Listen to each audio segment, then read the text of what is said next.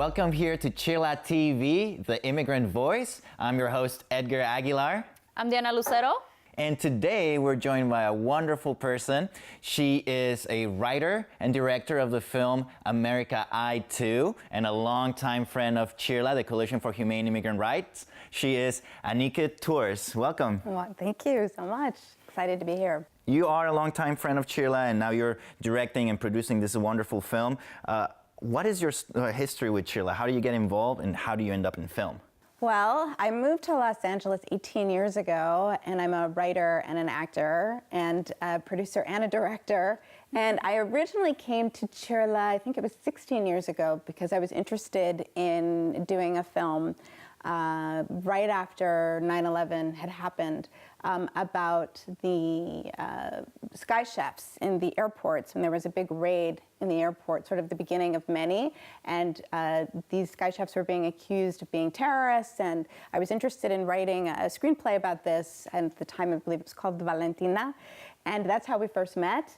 And then we were working on that together, and then I believe a year later, CHIRLA hired me to do their first PSA. And we did PSAs about families being separated, about hate crimes. We went on to do a PSA about voting rights, starring Salma Hayek, and other types of short films featuring about raids, the Microsolutions raid that happened, where there was, I think, over 100 workers that were illegally coerced into signing voluntary departure forms, and became a very big case that ultimately CHIRLA worked with the ACLU to get all of them worker permits, and that they found all of the way that the voluntary departure forms were coerced. They basically were thrown out as illegal.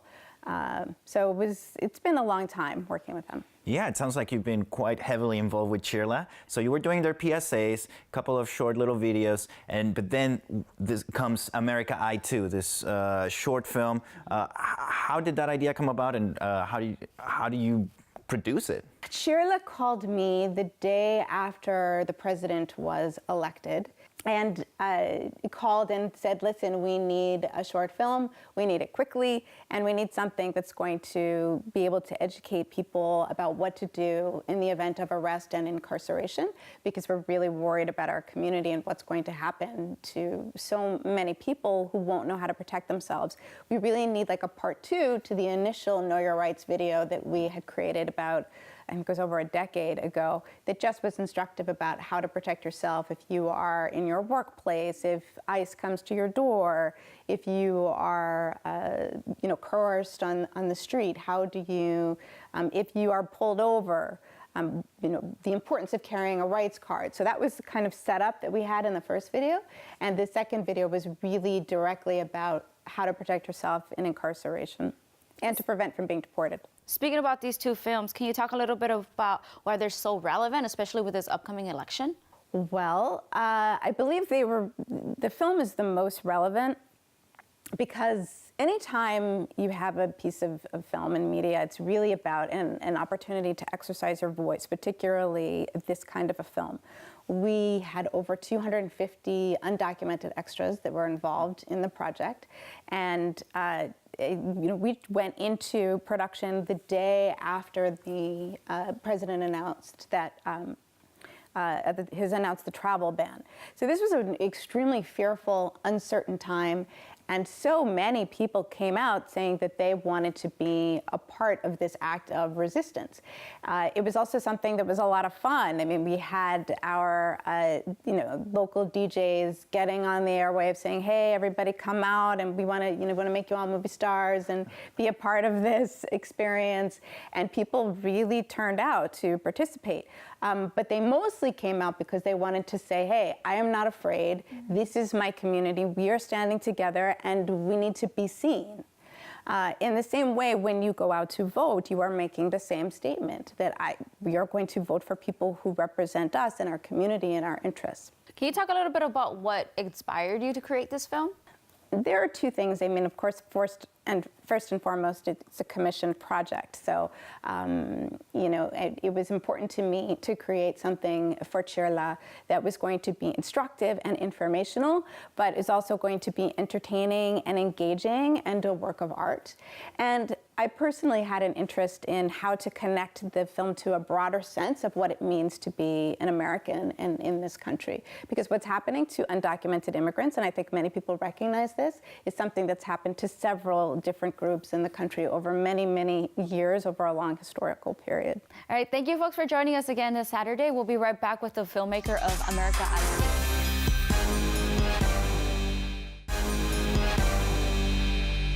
Welcome back, folks. We're here with the filmmaker of America I Too. Now let's get right back into it. So this film you've discussed, it talks a lot about folks know your rights. And we did have a know your rights with the legal department from CHIRLA. Can we talk about the know your rights that were discussed in the film? Sure. Well, there's several in there. One of our key goals was how to work in this concept of being able to teach people their rights information within an engaging story. So we follow 3 different characters and how their lives kind of intersect and overlap, and how their rights are infringed upon. So a few different things. Of course, the very obvious one is that you must always carry a rights card with you, so that in the event of, to remind yourself that you have the right to remain silent, you can show this card and not answer questions. This happens with one of the people that's incarcerated in detention. There's also one of our main characters in his initial arrest where he is being frisked and his stuff is being searched, and he says very clearly, you do not have the right. He's a 16-year-old kid, an 18-year-old kid, and he says, you don't have the right to search my stuff. You do not have consent. He uses those words, so that would be helpful for him in his case, where his attorney can remind everybody of that. Another thing that happens is a very painful scene where the ICE officer is really trying to coerce in a very intense way, trying to coerce one of our main characters into signing a voluntary departure. And he says repeatedly, even after being up all night, and saying, listen, I'm not signing anything. I want to speak to my lawyer. I want to speak to my family. So those are a few examples of the rights information, but there's quite a bit throughout. So it's through the narrative of this film that you're able to educate the viewers on what the rights are without being too forceful in the way of like teaching, but rather through the narrative. And on that note, we do have a clip from the film. We're going to watch it, and then, if you don't mind, we can talk about it a little bit. Yes, that would be great.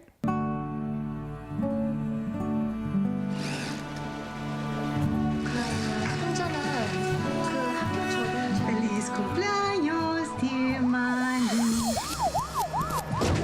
Get the right to remain silent. Hello? Mom, listen to me. Immigration picked me up. You have to call that lawyer. There's just got to be enforcement. If you got papers, please stand on this side of the room. 혼자 있어 지금. Speak American. American I too. You were ordered removed from Harlingen, Texas in 2008. Go ahead and step out of line. In 2008, I was 9 years old. Come on, son, let's go. You sign this, you can be in Tijuana in a couple hours. I'm not signing anything. Sign the form. Matter adjourned. If you sign a voluntary departure, you'll be barred from returning to the United States for at least 10 years. You got a lawyer? Oh, yeah, my family did a legal intake a long time ago. Before any of this happened. The organization got us one. You may be eligible for a U visa if we can prove that you're a victim of a crime. Don't just take the deportation when you don't even understand your situation. I understand my situation. Thought you said she let me go. No, you're not eligible for a bond until you've been detained for at least 6 months. I can't last that long in there. Where go? Disneyland. If you don't defend yourself, no one else is going to. Wow, that is a really powerful clip. There was a lot going on, so can you tell us about it? Yes.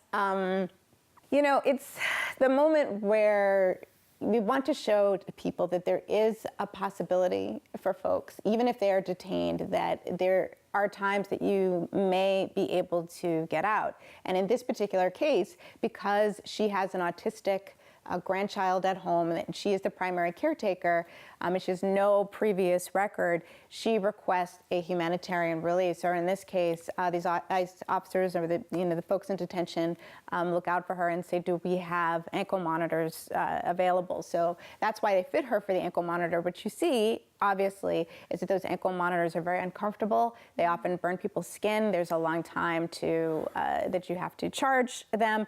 And also, clearly, this woman is not a criminal. She's a senior citizen, elder with no record, and trying to just take care of her grandchild. However, this is an avenue for relief, and we want people to know that you should be pursuing any avenue of relief that you can in the event of arrest. Thank you so much for sharing that with us. We'll be right back to continue the conversation on this clip and more on America I2 here at CHIRLA TV.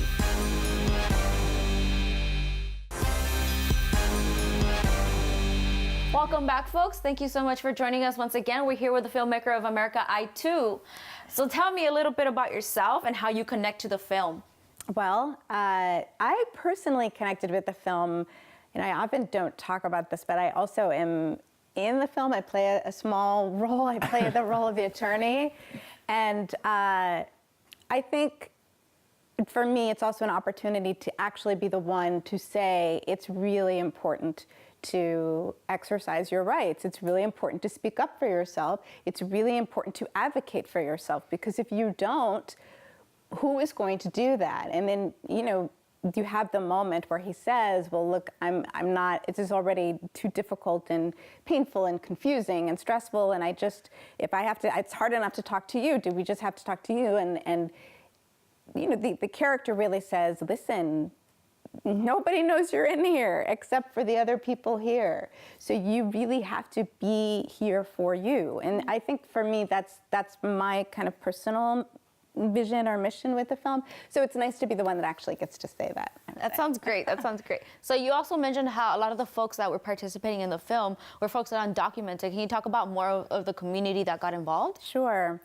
All of our productions at CHIRLA are in partnership between community members, activists, and professional artists. So it's a great joy for me to work across these groups. So yes, we did have more than 250 undocumented extras.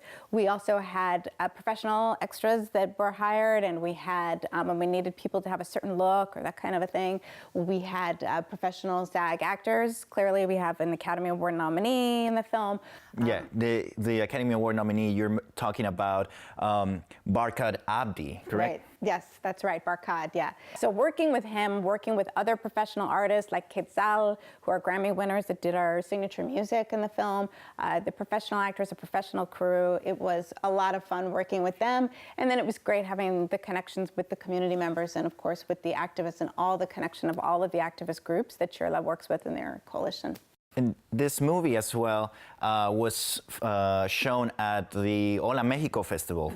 And I understand that at the same time, this film has won a couple of awards, a couple of nominations. What kind of awards has this film received? Yeah, it's had quite a run, rare festival run. We have won, I believe, 5 awards, including a Best Narrative, a Short Award. We most recently won the Migrant Center Award in the Indian Foreign Film Festival in New York City. We've been multiple festivals all over the country. That's been really exciting, the reception that we've gotten. And we've now recently just gone into distribution with New Day Films. So that's another great accolade that we're happy about, too. So I really like your energy. You sound so excited when you talk about this film. But if you had to pinpoint one exact moment that you were super excited and you would love to repeat that moment again, what would it be? Well, to be honest, the most exciting moment to me it was both a professional and a personal moment. It was when we had our opening, our premiere. And we wanted to make sure, again, this is in partnership with everybody and with the community members and the professionals and the activists. And we had our opening downtown LA, the theater. And we were in front of a step and repeat like this, and so there was a lot of press, and there was photos being taken, and we had all of our actors in the film there, and it was the whole 9 yards. Yeah, everything, and it was really exciting. And I remember we were taking sort of our professional shots, and then I went to we were finished, and I went to step out, and at that moment, all of our extras, people just came up one by one at a time and wanted to take the picture with me, and that was personally extremely moving for me, because they seemed to care that I was trying to really amplify their voice. Yeah, and what our mission was for the film. So that was just a very personal, moving moment, I would say, for me. That was probably the highlight. It's beautiful. Yeah, there were lots of highlights, but for me, that was the big one. So you're talking about accessibility to this film. You talked about going into distribution now. Where can we find the film? Where can we watch it? How can we get access to it? Okay. Well, I'm glad you asked, because everybody needs to see the film. Everyone needs to see the film. So you can go on newdayfilms.com and you can find it. Just look up America I2. There's multiple options for buying the video, the DVD, or streaming options. If you buy it in streaming, we have it subtitled in 8 different languages. You can also go to canopy.com and look up America I2, and you can watch it for free if you have a library card and you make sure that your participating library owns a copy of the film. And you can get in touch with CHIRLA. And CHIRLA does Know Your Rights trainings, and they also will be showing the film there at your place of business, at your school, at your community center, your hospital, wherever you can find it that way. Thank you for all that information. We'll be right back here at CHIRLA TV with Anike Tourse.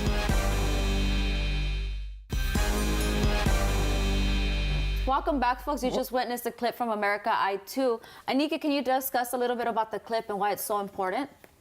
Yes. So that's with our actors, Jose Diaz and Keston John, who's playing the ICE officer. And that clip it's a bit of a difficult clip to watch because this ICE officer is being so forceful about insisting that he sign his voluntary departure form. And the context of it is that he's been up all night with him, questioning him, and he's just been falsely arrested for tagging his own artwork and then basically handed over to immigration. So the importance of this clip is for people to see how bad the coercion can actually get. And sometimes it just seems a bit of a shock, like this seems a bit over the top. But this was based on interviews that I had with people, and one person who specifically told me, that the ICE officer was taking his hand and forcing him and trying to, when he kept saying no, no, no, he was trying to actually physically force him to sign his name. So it really can get that bad, and it's important for people to understand that they really need to dig deep to be able to resist that kind of pressure. We have to remember that in the micro-solutions raid that happened some years ago, it was over 100 people that were apprehended. Every single one of them signed a voluntary departure form, every single one, which is logistically doesn't even match up, that all of those people, not one of them would have had a form of relief. And again, those were all thrown out, but the coercion can be extremely intense. So America I2, it sounds like a really informal video and really great, and everybody should experience it. Where do you see America I2 going after this? Well, it's had a great run in the film festivals, and we are now really going to be focusing on getting it out to as many people as possible, particularly in colleges and universities, the education community, and then in the social justice community. So we'll be really looking for folks to get the film either on Canopy or on New Day Films. It would also be great if we are able to feature it on these lifestyle magazines like Despierta America, or we've had it in some other places with the original Know Your Rights video some years ago. So again, that also gives it more of an international look if people are able to see it that way. So that's our next step for America too. So we got those PSA videos, we got the America Eye 2, and I'm sure there's going to be a third one coming up. Yes, there is a third one coming up. We have our first feature film. It's called America's Family. We go into production in December, and we are going to be shooting in Mexico. We're going to first be in Puerto Escondido in Oaxaca, and then we're going to be in Tijuana. So one of the characters in this film is about a family that gets split up because of unjust immigration laws and how they fight their way back together. And one of the family members is deported, and we follow his journey. So again, this is a narrative film. It's not a documentary, but it's all based on stories, real people's stories. But it's really an engaging narrative, and I think there's a lot of fun in it as well. I mean, this main guy, when we follow him in Oaxaca, he also gets reunited with his family there. He's a surfer, and he participates in a surfing contest. I mean, a lot of fun things happen in the film too, so you should check it out. It sounds really exciting. Well, you should let us know when you are filming here in LA, because will do that. Maybe we can do a little cameo or something of the sort. Definitely, for sure. Thank you again for sharing with us everything about Know Your Rights, about the America Eye 2 film, this upcoming feature film. So once again, where can we get the film? I understand in canopy.com, also at your local library. Well, you need to get it through Canopy. The Canopy works through all of the libraries, both in colleges and universities and public libraries. So if your library has it, you can use your library card. Okay. But if not, you can always request that your library purchase it, or you can buy it directly at New Day Films. Just go to newdayfilms.com, and of course you can get in touch with CHIRLA, and CHIRLA does rights trainings, and they show the video, and there's also extras for academic purposes. There's a PowerPoint training. There's all kinds of fun stuff if you check it out. And I think we're giving away a few freebies too. So. Oh wow, that's phenomenal. Well, thank you again, Anike, for being here at CHIRLA TV. We really appreciate your company. It's been quite pleasurable. So thank you so much for joining us this Saturday at CHIRLA TV, and we'll be seeing you next time.